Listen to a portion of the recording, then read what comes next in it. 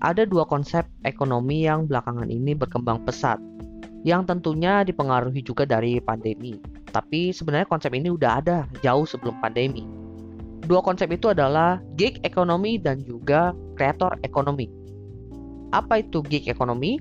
Gig economy adalah sebuah konsep ekonomi di mana kita itu bekerja dan menghasilkan uang berdasarkan pekerjaan yang kita kerjakan aja.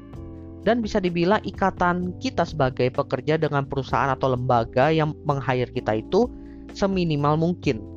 Berbeda dengan tradisional ekonomi di mana ketika kita bekerja dengan perusahaan, ikatannya itu adalah dengan perusahaannya, bukan dalam pekerjaannya. Tentunya ada sisi plus dan minus lah.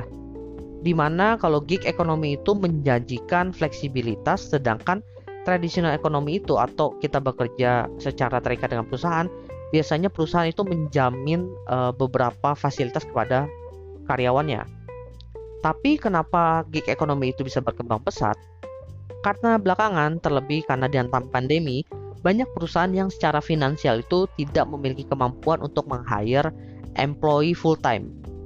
Dimana kalau nge-hire employee full-time ada banyak fasilitas yang harus dipenuhi. Salah satunya kalau di Indonesia ada BPJS atau asuransi lah. Lalu juga ada THR. Dan kalau dijanjikan pun ada bonus tahunan. Dan dalam kondisi pandemi banyak perusahaan yang tidak mampu memberikan fasilitas tersebut. Tapi kan pekerjaannya tetap harus dikerjain. Siapa yang ngerjain? Biasanya solusi pertama ya mereka cari anak magang atau part-time. Tapi kan banyak task yang memang harus dikerjakan oleh orang-orang profesional. Disitulah gig ekonomi bekerja.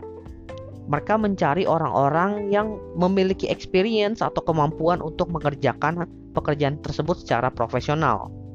Orang-orang tersebut bersedia bekerja dan mendapatkan bayaran setelah pekerjaannya itu selesai.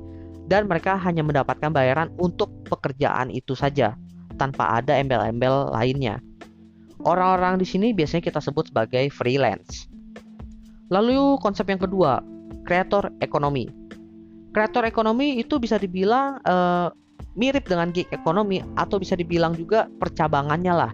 Tapi fokusnya itu lebih ke kreator.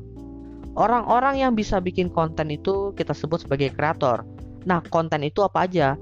Formatnya banyak banget. Ada yang tulisan, ada yang video, ada yang gambar, ada juga yang audio kayak gue di podcast. Terus kenapa disebut creator economy? Karena para kreator ini bisa mendapatkan penghasilan dari konten yang mereka buat. Loh, kok bisa? Dari mana?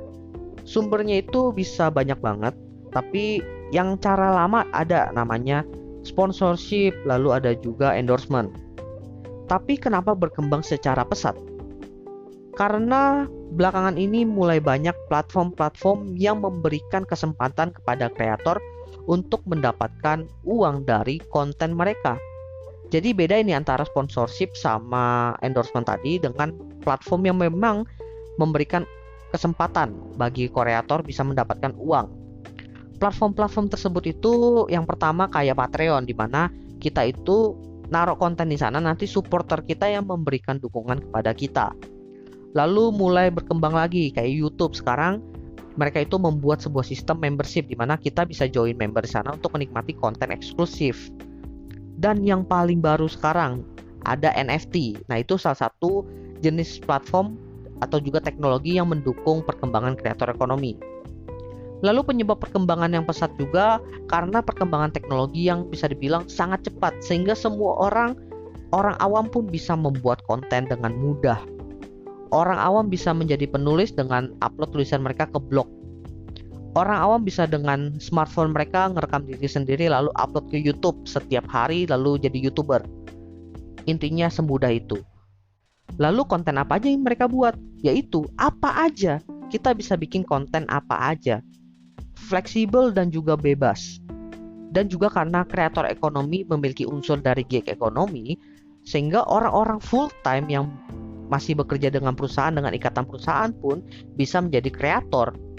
Jadi bisa dibilang gig ekonomi dan kreator ekonomi ini adalah bebas untuk semua orang.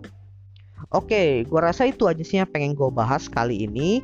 Karena gue masih mencari referensi-referensi lain untuk gig ekonomi dan juga kreator ekonomi yang nanti akan gue bahas di episode masing-masing biar lebih detail. Jadi anggap aja ini adalah episode perkenalan buat kalian. By the way, jangan lupa ya follow Instagram Opsiana Podcast di @opsianamedia karena gue bakalan sering update di sana terkait update terbaru dari podcast. Lalu juga ada informasi berupa video reels.